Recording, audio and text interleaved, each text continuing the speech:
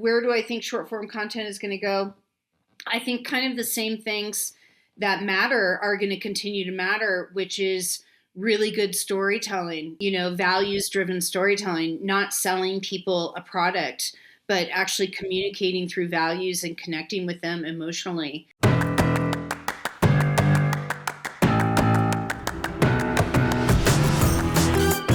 Welcome to the Marketing Expedition podcast, an auditory journey through the latest in marketing, branding, and advertising. Now, here's your Marketing Expedition guide, Ray Allen.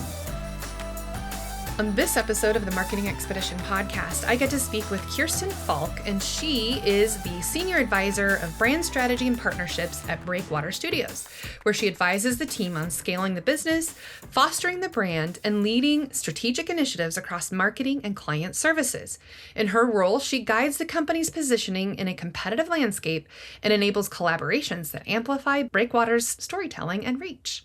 Kirstin has built a reputation as a marketing challenger by refusing to settle for the status quo, who builds modern, relevant brands in a world where change is constant. Before joining Breakwater, Kirstin spent a year at a leading unicorn healthcare startup, focusing on scaling the brand in preparation for a major funding event. Prior to that, she spent nearly 8 years at Charles Schwab, creating award-winning brand storytelling and innovation programs that continue to influence the financial industry.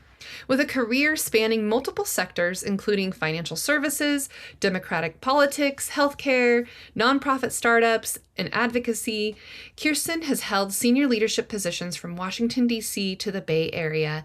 And recognized as an award-winning brand storyteller and creative, she has consistently driven powerful initiatives that challenge traditional marketing approaches and deliverable, measurable impact. As an engaging communicator and thought leader, Kirstin has been featured across podcasts, panels, blogs, marketing media, where she shares her expertise on topics such as agile marketing, innovation, brand storytelling, and leadership. And she's earned her Bachelor of Arts in Political Science from UC Santa Barbara, graduating with distinction as a political science honors student, and serving as a student commencement speaker for the social sciences graduation. She is originally from California's iconic Napa Valley and has lived throughout the state. And we are going to dig in and talk about the future of short form content, the evolution of branded storytelling, and building a studio with a client Rolodex at the top of top brands in the world and reaching a modern audience. But first, it is now time for the Marketing Essentials moment, the basics that you need to help you continue to build your brand and your bottom line. Today, I wanted to talk about how we can use AI without the ick. Okay, so we want to use AI and train it so that it sounds more like ourselves and not like a robot. So thinking through how you have your own nuances, phrases, catchphrases that you say, things that you will write or have in conversations, right? If you can use your AI and train the brain of the AI to sound more like you and your voice, your tonality, the nuances that you have. And if you can outline a simple workflow to help keep your voice in AI and train it. So if you do make changes, train it to how you have made changes and have it memorize or commit it to its brain on how you have changed what it said or what it came out with or what ideas it gave you. And that way it can help speed up when you're drafting and repurposing for future reference. So you have to spend a little time to train it, right? Use your human intelligence so that artificial intelligence can understand what it is that's from your point of view, your proof, your boundaries, your nuances, your audience that you're wanting to target and attract and that kind of thing. So what you can do to stop the no ick workflow, number one, think about brain dump. Share your story, give examples, opinions, and calls to action that you use in a regular basis. And then have the AI draft 3 different versions, maybe a short, medium, or bold, a long form, short form, and try to ask it questions or have it ask you questions. You can actually ask the tool to have it ask you questions about ways that you would phrase the things that you would want to say. And then you can do the human polish. You can add specifics, you can add names, numbers, references, things that you would actually say on your phone calls or in your conversations that you have when you're networking or any of those types of things. And then you can have some voice guardrails. And so creating a quick list of to-dos and not to-dos. So do your favorite phrases, your values, your level of directness. If you are, silly and witty, if you're, informal, or if you're formal, or if you, have a dry sense of humor, train the AI brain to think like you. And you can tell it what not to do. You can tell it not to use hypey buzzwords or exaggerated claims or, things that you would not say to a client or a customer or a vendor or an employee, things that you would not say. So the to-dos and not to-dos to help with those voice guardrails to get it to sound more like you. Then you can do a one-liner test. Would I say this out loud to a real customer? So if you read back what AI has generated is it something that you would say? And if not, keep working on it. Keep working with your AI tool to get closer and closer to your voice. And then you can do a quality control check. Is it true? Or are there some made up stats? Ask the tool to identify the sources of information that it's getting from. Is it specific? Is there example or proof or next steps or a story that you tell? Does it sound human? Does it sound conversational and not just a brochure or, something that's dry and has no conversation or any kind of nuances that are your own voice? AI should make you more productive and more about you, not just generic, right? And if you want it to have an exact prompt or an exact call to action that you would do, plus you use your voice guardrails, then you can continue to build and grow the tool. Especially if you use some paid ones. We use Cintra.ai. It has lots of different bots for us to use that we've trained its brain.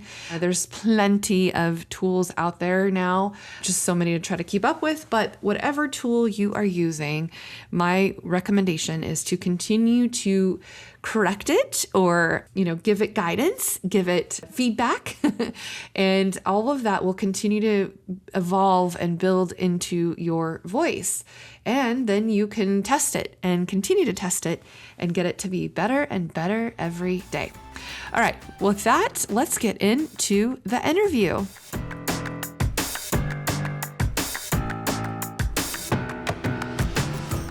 Welcome to the Marketing Expedition podcast. I'm your host, Ray Allen. I'm the co-founder of Peppershock Media and the founder of the Marketing Expedition community. And on today's guest, I'm excited to have Kirstin Falk join us from Breakwater Studios. And Kirstin, I would like for you to just share a little bit more about you and your journey and, what kind of things motivate you to get out of bed every day. Let's just hear it straight from you.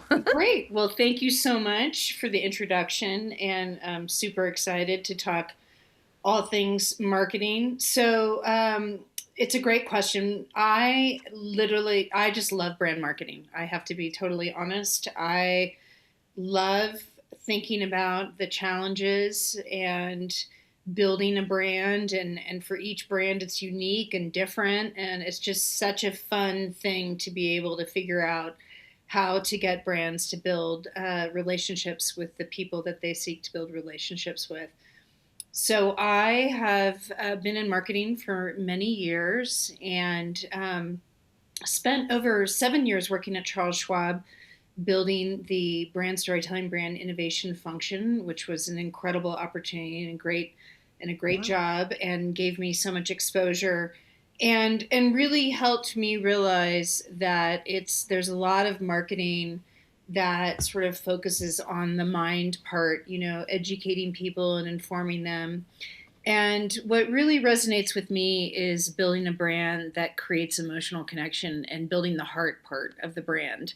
And so that's sort of where my career journey has taken me. And I'm now with Breakwater Studios with Ben Proudfoot, who runs the studio, and we have fortunately gotten to partner together and work with some incredible brands to tell their stories and really help humanize the brand. And so that's where I am today. if you had to think back on all of the work that you've done, what was your favorite campaign or project or brand story that you got to tell? Yeah, that's a great question. And honestly, I feel so fortunate. We last year got to partner with L'Oreal and McCann and Traverse 32, two fantastic agencies, to help tell the L'Oreal I'm Worth It story, origin story. And that was literally one of the most incredible projects to be a part of, and just really truly shows the magic of a human story and how it can still capture the hearts and minds of everyone. And so that was just from sort of A to Z, an incredible project. It was an incredible team. It was directed by Ben. Our storyteller, unfortunately, Elon, who was just such a magical and amazing woman who did so much for other women, is no longer with us, but we got to talk to her stepdaughter as a part of that story. And it just showed how important women supporting women still today, is such a relevant thing. So that was honestly one of my favorite projects to work on, and we obviously won the Cannes Grand Prix, which was a bucket list moment as well. Oh my gosh, that's amazing. Yeah. Well, and so for those that don't necessarily know, can you just give a brief synopsis of the short story that Sure. you share, just so that way, if those that don't know about it can kind of at least relate and understand? Yeah, absolutely. And again, I would encourage everyone to go see it, but basically, Elon was the creative working with McGann back in the day who actually came up with the tagline. And what many people probably don't realize was, sort of back in the days of Mad Men, it was actually men who were coming up with the creative for female products, right? So for like blows my makeup, yeah, it was kind of amazing. And so she was really this copywriter who broke through and said, and that it needed to be created by women, and which is just so amazing to think about the tagline, which is what she came up with because she was slightly pissed off that women were excluded, Right. It makes sense. Totally. Yeah. And if you go back, worth it. Exactly. And if you go back and look at some of these commercials back then and see how they were shot, it was all so amazing. So she was a true feminist. And as you'll see in the film, that tagline still lives today. L'Oreal still stands behind it. It has inspired so many incredible activations and partnerships. And we found, just even in showing that film, that it still resonated with so many of us, including myself, women, who still experience some of this stuff out in the business world, Yeah. Oh, yeah. I understand completely. Yeah. So, Kirsten, tell me, what kind of was your role? What did you get to do as a part of this project? Yeah, I am incredibly fortunate. So my job at Breakwater Studios is I oversee the brand portfolio, which is basically the part of the Breakwater Studios operation that works directly with brands. And so really my job is to be, a relationship builder and a bridge between the different stakeholders that are involved in the film. And then Ben, who was the director, who I work with closely, basically oversees an entire creative team that came up with the vision and produced it, and all of the incredible stuff behind the scenes that happens to make a film happen. And then it's really my job to partner with the agencies who are our primary, contacts in this project, and then they worked closely with the brand as well, to not only think about putting this film together, but then what's the story after the story? How do we promote the film? How do we market the film? And really, we were lucky that we had such incredible partners who sort of took the lead in the distribution. In some of our other films, I help with the distribution strategy as well. But Traverse 32 and McCann really drove that and did an incredible distribution. So really, ultimately, I'm sort of just overseeing it as a true relationship builder who understands marketing and brand marketing, and then being that bridge with the creative team who are that real experts in creating a film. So let's dig into that a little bit more. What were some of the strategies and tactics that they did to help get this distributed and promoted and seen by those that need to see it? Yeah, well, I mean, again, like I said, really incredible partners, and McCann and Traverse 32 are truly talented marketing agencies that, one, understand how to market and distribute a film, and then two, really understand the brand and the audience and what they're trying to achieve. And so I think what I always say is, like, what makes filmmaking and brand storytelling so incredible and so important is that when you create a story that resonates with people emotionally and really is that true sort of manifesto for the brand, all of the marketing activations, you are unlimited in your creativity because it inspires so much emotion. It inspires whether it's loyalty, whatever it might be. And that was the case with this project, is that the story was so strong and the filmmaking so incredibly well done by the creative team. It was just the breadth of ideas and activations that were proposed it was unlimited. One of them, for example, is L'Oreal has an incredible caliber of influencers that partner with the brand.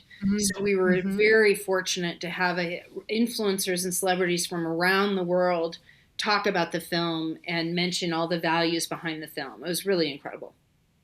That's a unique way to get people talking about it by utilizing word of mouth. It's really fueling and accelerating word of mouth advertising by getting people to talk about it, right? I think that's great. Absolutely. Absolutely. And that was just what was such an incredible thing to experience, partnering with such a, iconic brand that literally was able to galvanize just this incredible portfolio of influencers.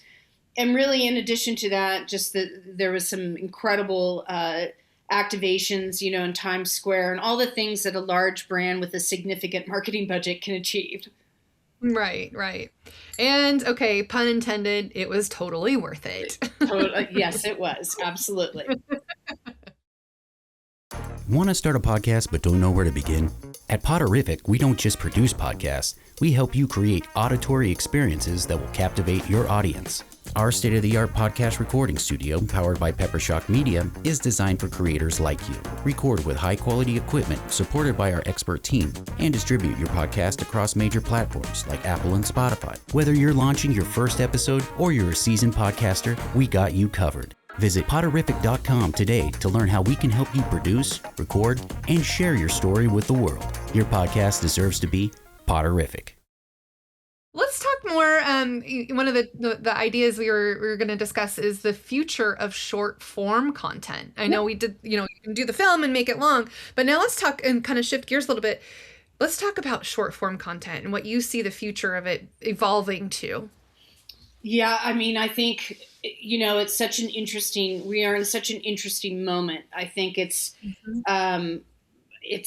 really interesting because companies spent so many years building up the ability to produce and create content.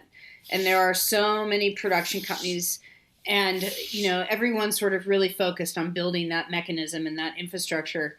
And then you throw in the AI sort of component that has now sort of everyone's talking about and seeing, and the huge amounts of sort of slop being created.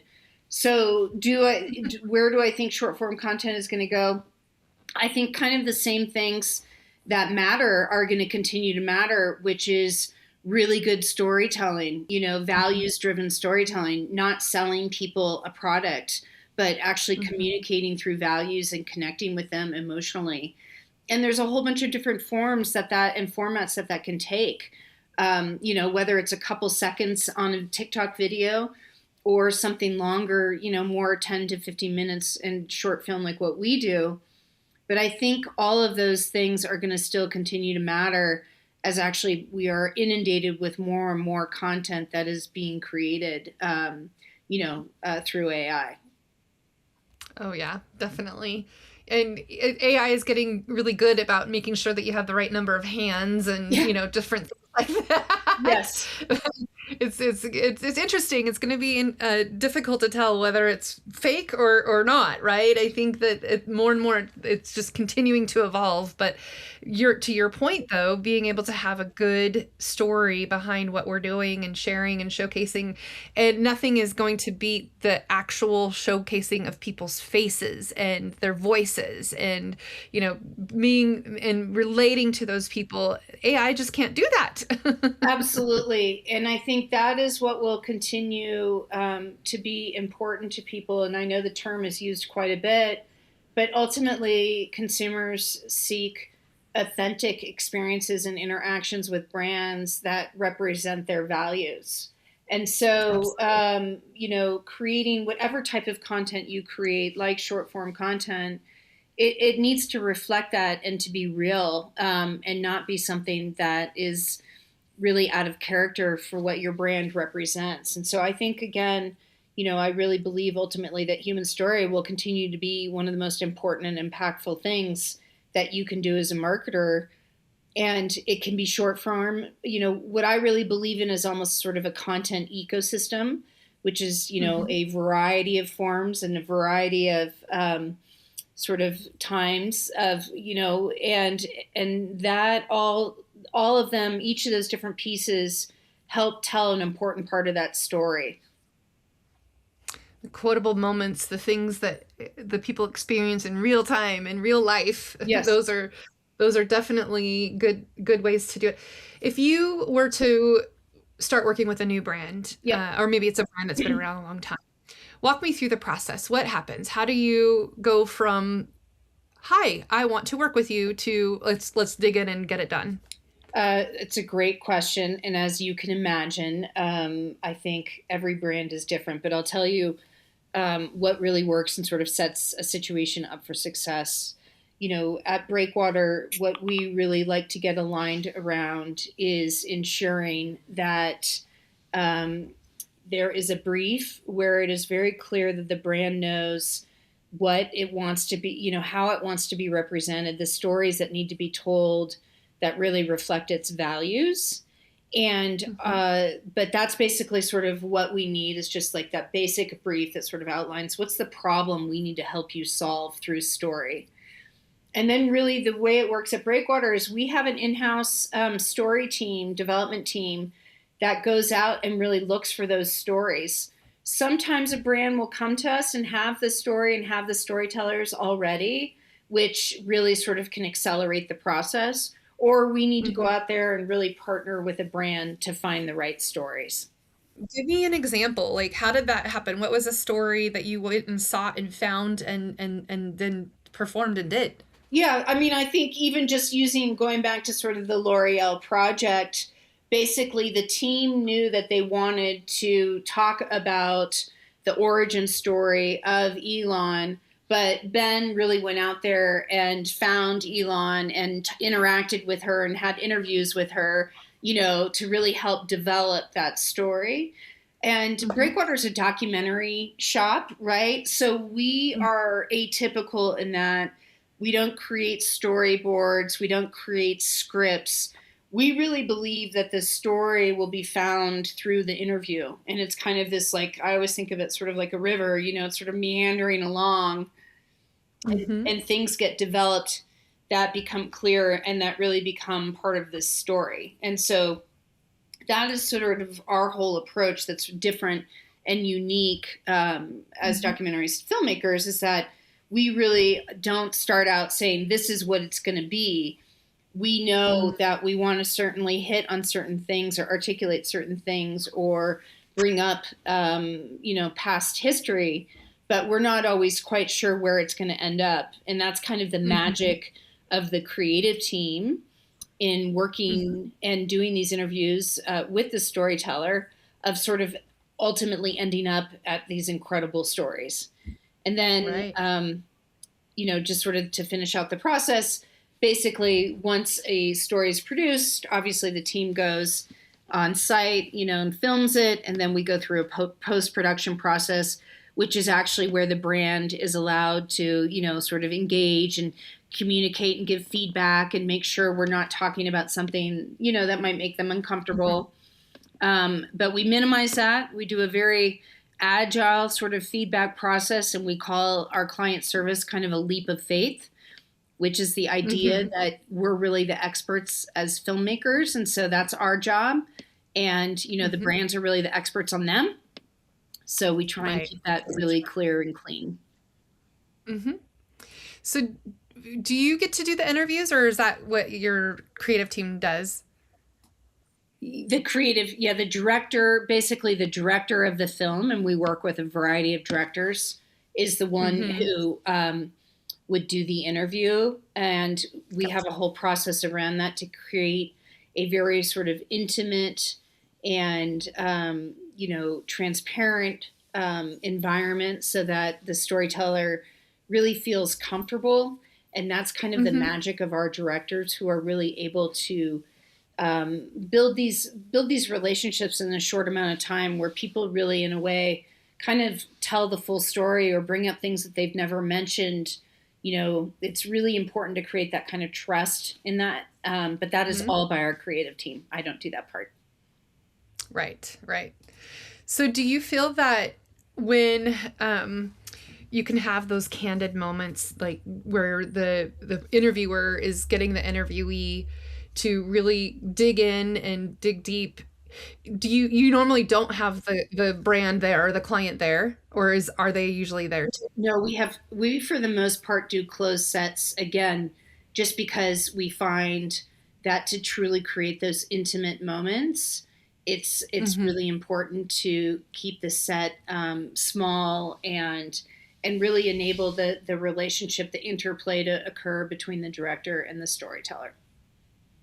Yeah, no, I agree. I think that that's helpful, because then it's like they're going to just try to say what they think that they want to be said, rather than actually being authentic, right? Yeah, absolutely. You nailed it. And, I mean, we all get that way. When there's a bunch of people watching you, you get more nervous, right? So, yeah, we try and be very respectful of our storytellers. And some of these stories, can be truly sort of very personal, and some people haven't talked about some of these things. And, so again, one of the really important values at Breakwater Studios is just really honoring and respecting our storytellers, and feeling incredibly fortunate that we are able to share their story.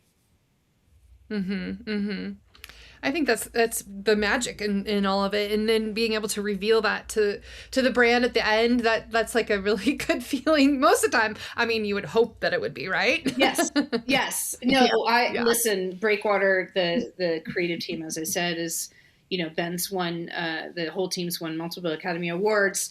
They're some of the best in the business, and it's because they love what they do. And it's such a love of filmmaking, and that is reflected and it shines through in all of our films. Yeah, no, that's great. So just kind of before we start to wrap up here, I wanted to also address, maybe give me some other examples of just really good brand storytelling that you have witnessed or been a part of, that maybe can give our audience just an example of what does it take to have a really good brand story? Yeah, I think that's such a great question. And I mean, I would make an argument that, every brand, large or small, has an incredible brand story. I think one of the really common ones that we find is an origin story. There's just so many incredible origin stories out there behind how brands were started, and people love to hear that and see the inside, and sort of the grit and the resilience and all of those things that it took to build a successful business. So without a doubt, I think that one of the areas is definitely an origin story. And there's just a lot of incredible startups out there. Let's see, I think, Claude, through the AI component of Anthropic, did a great story around keep thinking, which was awesome, right? Because everybody's so freaked out and stressed, and you're hearing all these negative things about AI, and they totally sort of flipped that and really mentioned sort of this idea of keep thinking, keep being inspired, all of these things that are the positives of being able to use a tool like AI. So I thought that was super cool. And just again, I don't know if you saw it or. I'm going to. Yeah. Oh, no, great. But then, look at like Levi's, right? More than 100-year-old brand who really just sort of had an incredible year being culturally relevant with Beyonce and denim and all of the great sort of collaboration that they were able to do this year. And so to me, it really doesn't matter where a brand is in its journey. There are always incredible stories within your company, around your company, whether it's through your customers or your employees, that really help build those relationships. And so I think I encourage all brands, honestly, to really have that foundational piece, because I think that brand story is really that piece that creates that connective tissue through all of your marketing efforts. Mm-hmm. Yeah, no, I think, and the consistency too, so Absolutely. that it stays consistent and it's like everyone's singing from the same sheet of music and not, saying something different about the brand every time it comes up.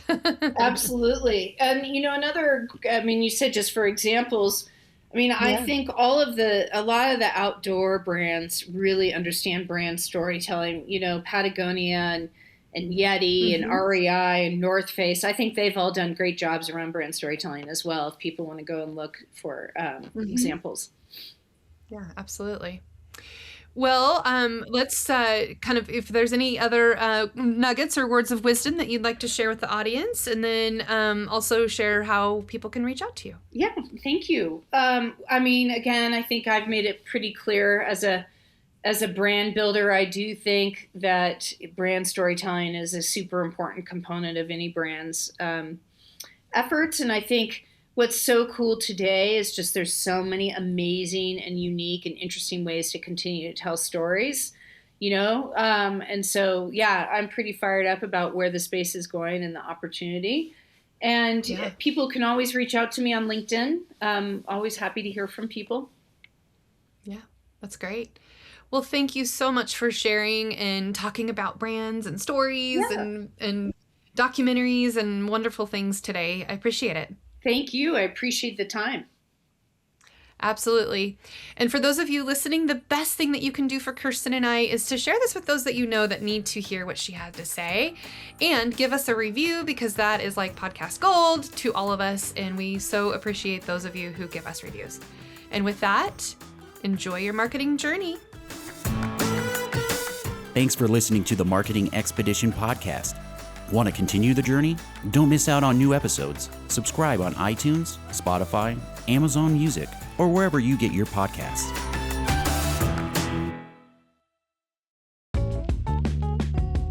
Wouldn't it be great if there was one place you can go to get all the latest information and tips about marketing and advertising? The Marketing Expedition community is that place. People like you gather in our online community to build relationships with others and find the latest marketing trends, tactics, tools, and technology. We help you build your brand and your bottom line. Start your adventure today. Visit themarketingexpedition.com to find out more.